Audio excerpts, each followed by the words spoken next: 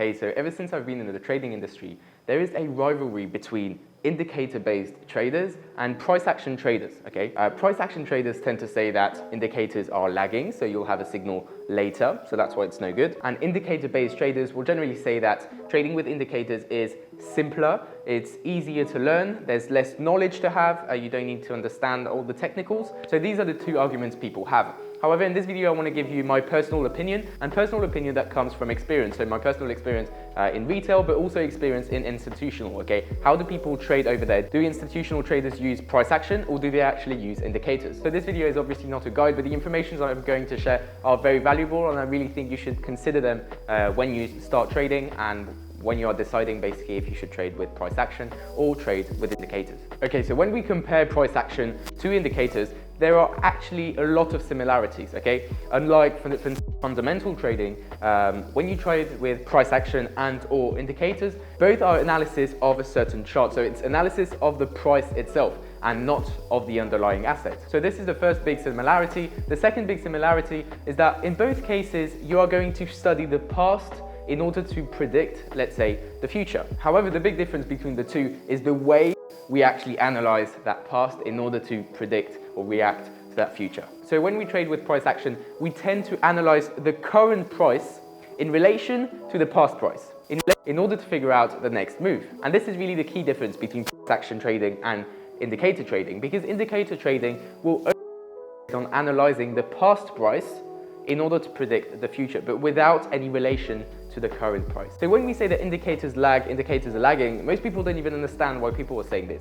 However, it's because an indicator is a formula that is derived from the past price. So I'll give you a very, very simple example of, let's say, a moving average. And actually, I'm very surprised, and I think it's crazy that so many people use so many indicators and they don't even know what's the formula of this indicator. They don't even know what it corresponds to. So anyway, as I was saying, the formula of a moving average would be directly linked to the period. So whenever you have a moving average or any indicator, you will have to put a period, okay?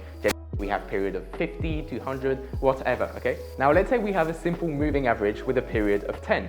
What the formula will do is basically look at the 10 past candles, okay, the 10 past candles, and make an average, okay? So this price at the 10th candle, this price at the 9th candle, at the 8th candle, and it will just add up every single price. And you divide this by 10 to basically make an average of the last 10 candles prices, okay? And this will make a point.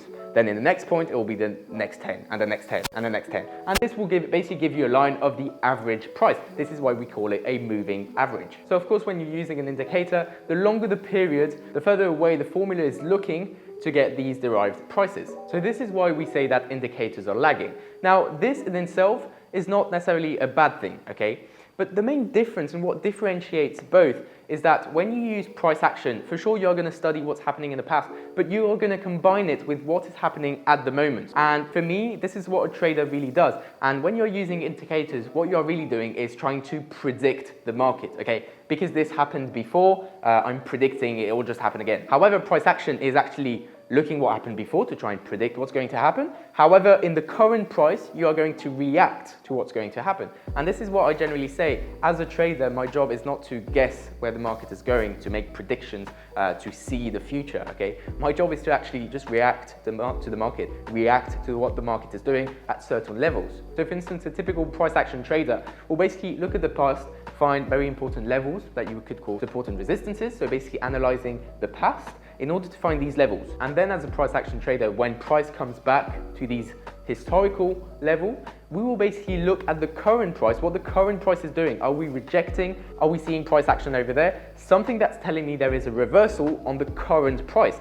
So we are mixing the past data with the current data, and this is when we actually react, rather than just taking a trade just because it's at a resistance or just because it's at a support, okay? So basically as a price action trader, we know that in the past, price has reacted to these certain levels, but we don't just expect price to react to that level in the coming future, okay? We actually react to what's happening at those levels. So now I think you understand in this video that I personally trade with price action. Now in practice and by experience, what have I seen in institutions?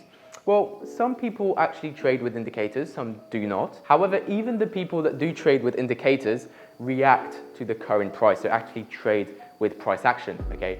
In institutions, people trade a lot with fundamentals as well. However, they will trigger their trades using price action, okay? And let's say it's only the most fundamental traders I know that will tend to use a bit more indicators, simply because they do not have the knowledge of technical trading, okay? Technical trading is one thing, fundamental trading is another. However, the best traders I have seen on an institutional level, including myself, only mainly trade with price action. Even though indicators could be a secondary indicator, okay? But the price itself is our primary indicator. So I hope this video made sense and you learned something, and also it will allow you to avoid all those simple strategy, make money, become a millionaire in a week, simple strategies of crossover of moving averages or MACD or stochastics or whatever you are seeing online, okay? There is no indicator in itself that can just predict the price and you just make money with it. If not, everyone would know it, and Goldman Sachs would literally just trade with stochastics or something like this, which is not the case.